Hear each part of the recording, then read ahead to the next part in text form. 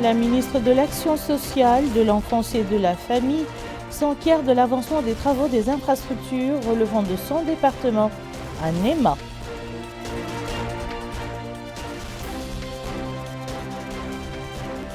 Et vous suivrez dans ce journal le dur trajet qu'empruntent les orpailleurs entre Zouérat et Chegat.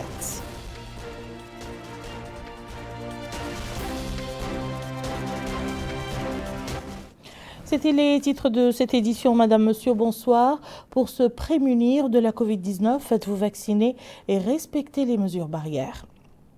Je vous lisais en titre les anciens projets agricoles de Bogué, Miftah Al-Khair et Mbeydia ont été l'objet de la visite effectuée par le chef de file de l'opposition démocratique.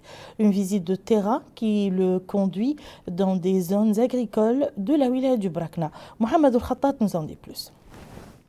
C'est dans le cadre d'une tournée qu'il entame au niveau de certaines wilayas de l'intérieur du pays et qu'il a déjà conduite au Trarza que le chef de file de l'opposition démocratique, M. Brahim Bekaï, est arrivé hier au Brakna en début d'une visite de terrain dans les zones agricoles de la vallée du fleuve. Il est vrai que l'État a consenti d'énormes efforts pour assurer l'essor du secteur agricole. D'où l'intérêt de cette visite du chef de file de l'opposition démocratique qui a porté sur les anciens projets agricoles de Bogué Al-Qadima, de Miftah Al-Khair et de Mbeydia, où il s'est entretenu avec des agriculteurs de ces zones et enregistré les problèmes auxquels ils font face, notamment leur dette auprès du crédit agricole, l'absence de clôture des aires agricoles et le manque de leur implication dans la mise en œuvre de la réforme agricole.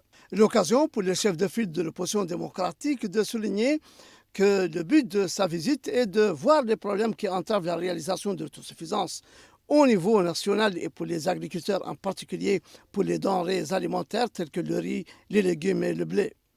Il a souligné que les vastes étendues de terre et les quantités importantes d'eau disponibles dans notre pays ne sont pas utilisées de la bonne manière, ce qui, a-t-il dit, a conduit à une dépendance alimentaire dans le domaine céréalier et maraîcher.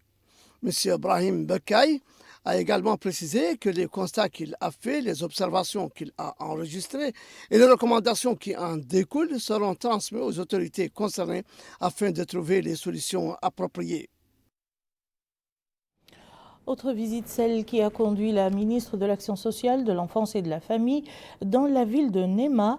Elle s'est rendue dans un certain nombre d'établissements relevant de son département, notamment la Direction régionale du travail social et des jardins d'enfants publics et privés de la ville. Abdullah Damaba.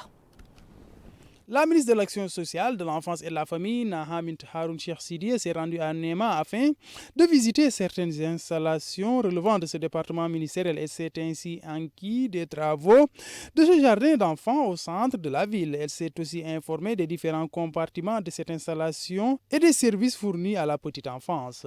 Elle a par ailleurs visité ces structures dédiées à la petite enfance qui fait partie des 4 jardins d'enfants qui ont été mis en place dans le cadre du programme Mes priorités élargies. Le directeur des études de la coopération et de la programmation au ministère de l'Action sociale, de l'Enfance et de la Famille a souligné que Madame la ministre s'est rendue à Néma dans le cadre de ce déplacement pour s'enquérir des travaux de jardin d'enfants en plus des 4 autres structures de la petite enfance qui ont été réalisées à l'aide d'un financement du MASEF dans le cadre du programme Mes priorités élargies du chef de l'État. Il a enfin mis en avant l'importance de l'éducation de la petite enfance. Début ce matin à Nouakchott des travaux d'un atelier sur la restitution de l'état des lieux du mécanisme national de la gestion des crises et de l'action humanitaire. L'atelier est organisé par le commissariat aux droits de l'homme, à l'action humanitaire et aux relations avec la société civile, avec la collaboration du système des Nations Unies en Mauritanie, permettra de promouvoir un consensus sur les recommandations clés. Aminata Khan.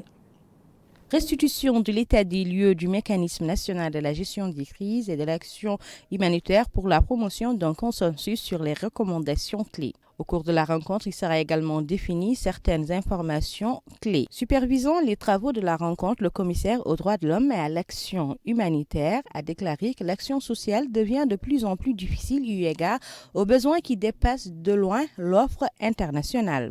Cheikh Ahmedou ou Ahmed Salem Ould Sidi a souligné que pour faire face aux risques dus aux catastrophes de plus en plus nombreuses, il est important d'améliorer l'efficacité des réponses nationaux en matière de gestion des catastrophes. Il a également précisé que pour faire face à la situation, il faut mettre en place une réglementation, des stratégies et des politiques complémentaires, soulignant que les différents secteurs impliqués ont manifesté leur adhésion à l'idée de fixation d'un cadre national renforcé pouvant permettre la gestion des chevauchements de manière plus efficace. Lui succédant, la représentante du Programme alimentaire mondial s'est exprimée et a déclaré en substance: Il est souhaitable d'affirmer l'utilisation de cette approche dans le contexte de la Mauritanie qui permettra aux acteurs humanitaires et de développement d'intervenir dans les zones fragiles avec des synergies plus fortes à travers des résultats collectifs. Elle se veut plus holistique car elle permet aux acteurs humanitaires de répondre aux causes immédiates et aux acteurs de développement aux causes plus profondes et structurelles pour garantir la durabilité des réponses. En s'inspirant des dispositifs existants, la plateforme de coordination multisectorielle donnera à l'approche du triple nexus humanitaire développement paix l'ancrage nécessaire pour sa mise en œuvre optimale. Il est à noter que toutes ces indications mettent en exergue la nécessité de s'organiser de manière plus optimale pour des réponses humanitaires plus efficaces et efficientes. Au cours du traditionnel point de presse organisé par le porte-parole du gouvernement, le ministre de la Culture, de la Jeunesse, des Sports et des Relations avec le Parlement, M. Mokhtar Ould Dahi, et son homologue des Affaires économiques et de la promotion des secteurs productifs, M. Ousmane Mamadou Kane, ont commenté hier les résultats du Conseil des ministres. Mohamed Ould-Khattat nous en dit plus.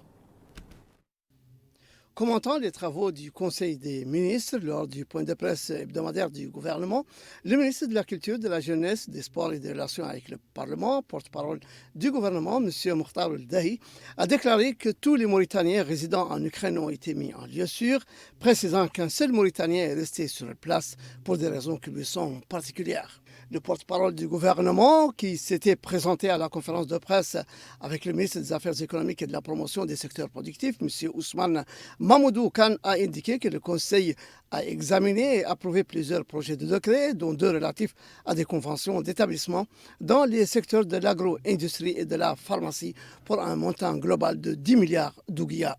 Répondant à des questions sur la situation des Mauritaniens établis en Ukraine, le ministre a précisé que le ministère des Affaires étrangères a très tôt pris contact avec les pays amis qui ont des représentations diplomatiques en Ukraine, car la Mauritanie n'en a pas une seule place. Et de poursuivre que le président de la République, M. Mohamed Ould Cheikh Al-Ghazouani, a donné des instructions pour que le ministère des Affaires étrangères prenne les mesures nécessaires afin d'assurer la sécurité des Mauritaniens et de les évacuer par la suite.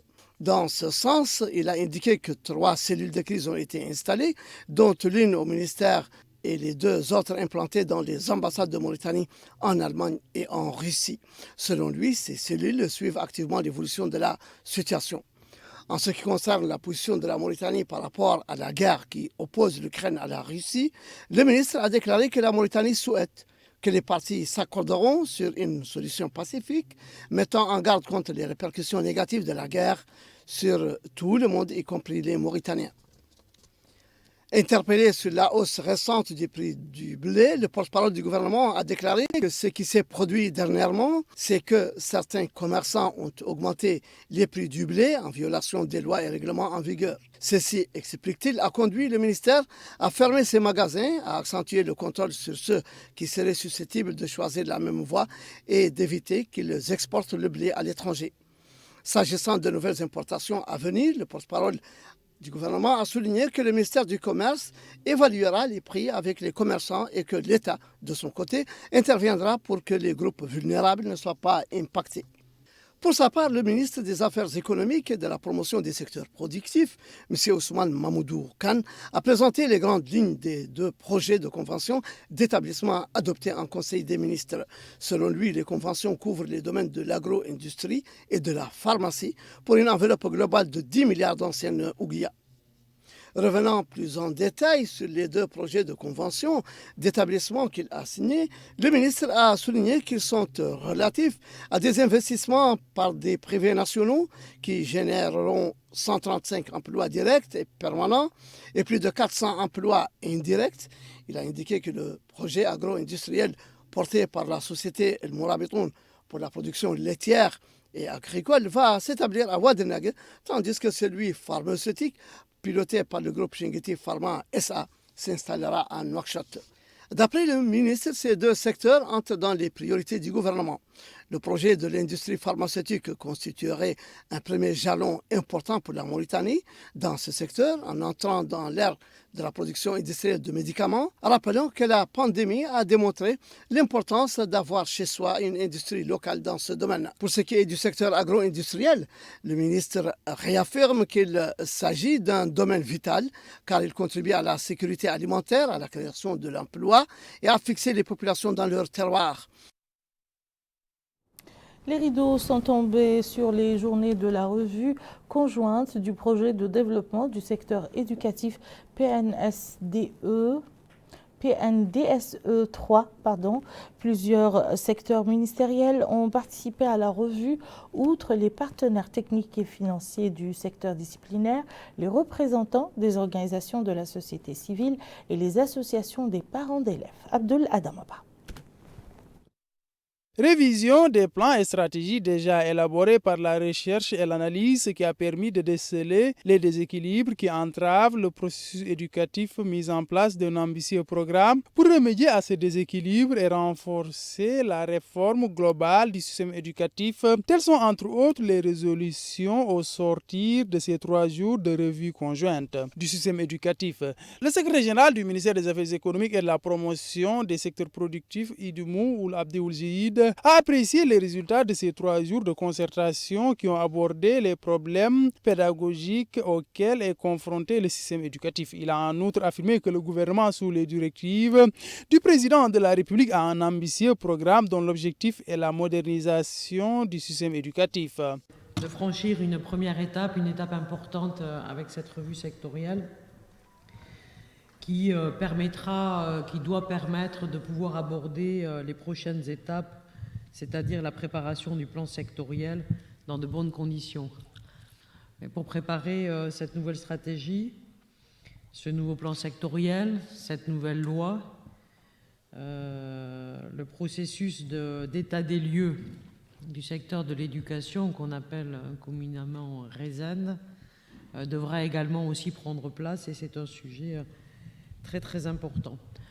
Donc Messieurs les secrétaires généraux, vous réitérez au nom de tous les partenaires du secteur de l'éducation en Mauritanie et de la Mauritanie en général, notre disposition, notre volonté forte de vous accompagner pour un enseignement de qualité.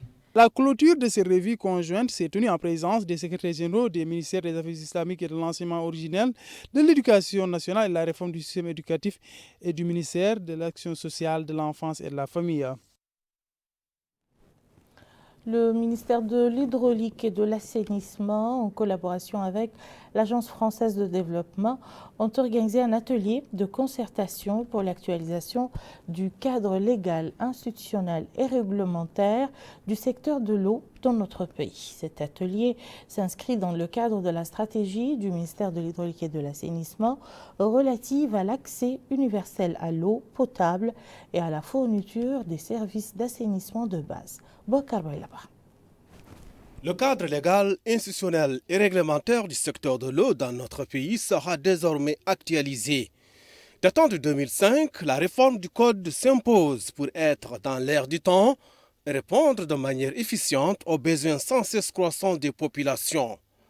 Et dans une allocution prononcée à l'ouverture des travaux de l'atelier, le secrétaire général du ministère de l'Hydraulique et de l'Assainissement, Mahdi Ould Taleb, a indiqué que la révision du Code de l'eau adoptée en 2005 contribuera à la mise en œuvre d'un cadre juridique d'intervention à l'horizon 2030.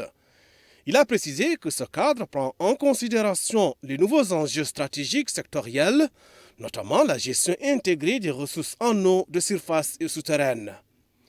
Le secrétaire général du ministère de l'Hydraulique et de l'Assainissement a souligné que le nouveau code met l'accent sur le rôle crucial du secteur en matière de mobilisation des ressources en eau, donnant la priorité à l'approvisionnement de la population en eau potable et aux activités économiques locales comme l'élevage, l'agriculture, l'industrie ainsi qu'aux usages commerciaux et touristiques. Au terme de son intervention, il a remercié l'Agence française de développement pour le soutien important et la coopération exemplaire qu'elle apporte à la Mauritanie, notamment dans le renforcement de la gouvernance du secteur de l'hydraulique.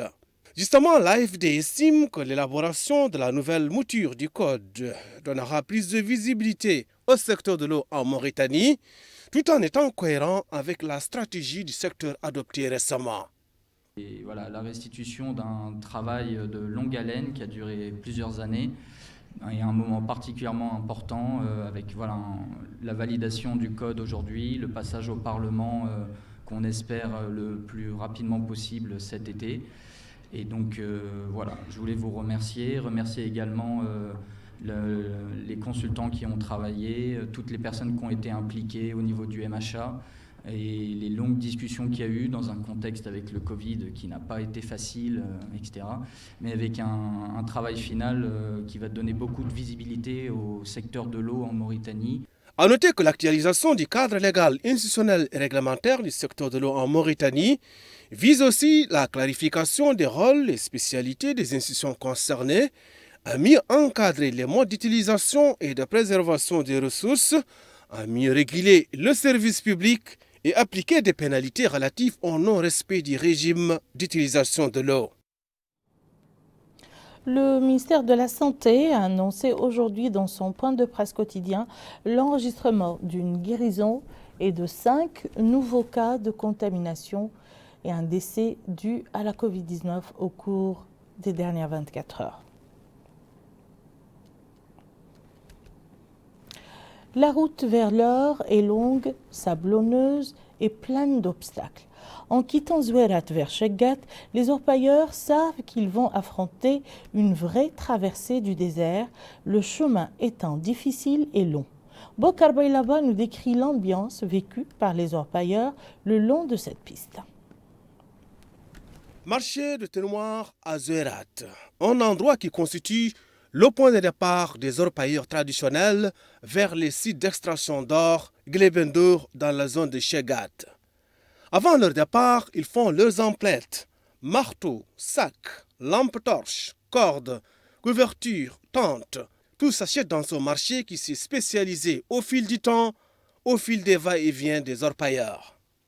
Ce conducteur affirme que tout orpailleur est obligé de passer par ce marché pour s'offrir d'un matériel servant bien entendu au creusage et à la protection contre les aléas de la nature. Justement, emprunter la route, ou plutôt la piste menant vers les sites d'orpaillage, est loin d'être une partie de plaisir.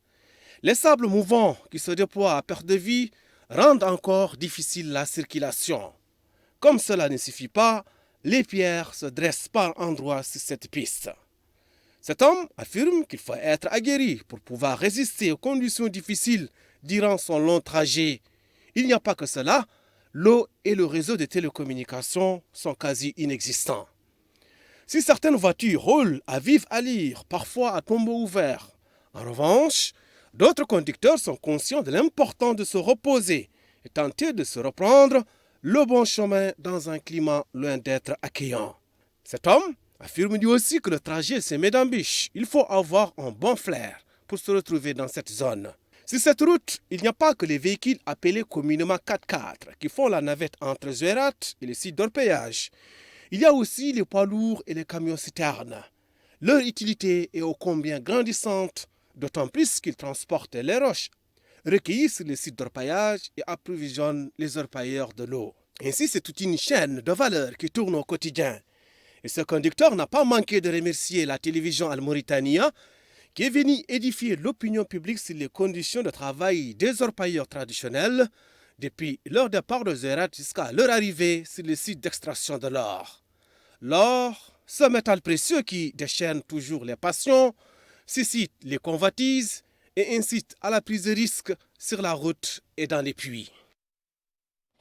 Les pirogues traditionnelles de la baie du Repos jouent un rôle important dans l'approvisionnement des navires de mer situés dans les eaux profondes. Eminem Terlil nous en dit plus.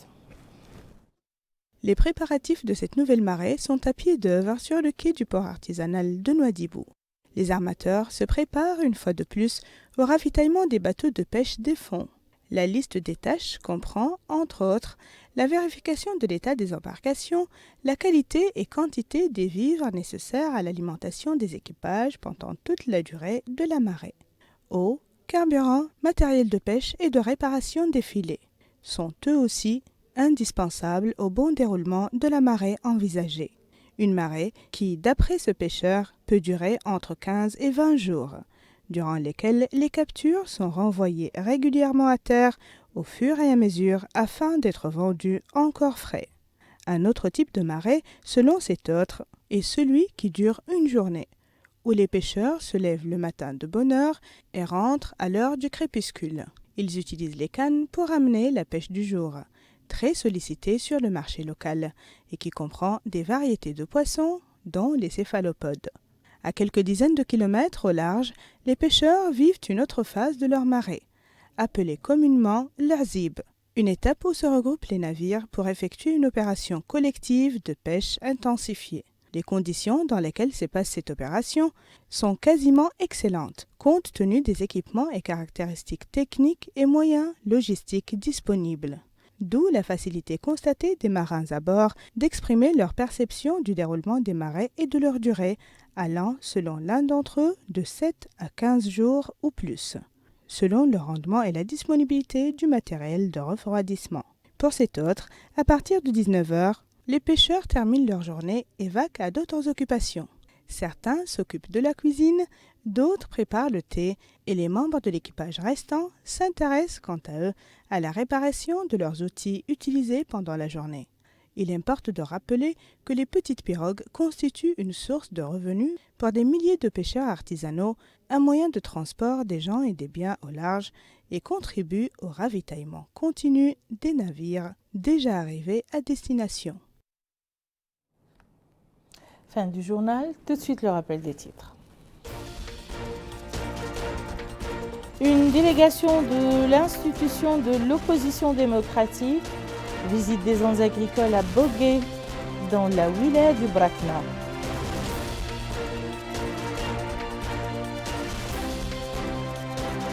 La ministre de l'Action sociale, de l'Enfance et de la Famille s'enquiert de l'avancement des travaux des infrastructures relevant de son département à Néma. Vous avez également suivi dans ce journal le dur trajet qu'empruntent les orpailleurs entre Zouéret et Cheguetz.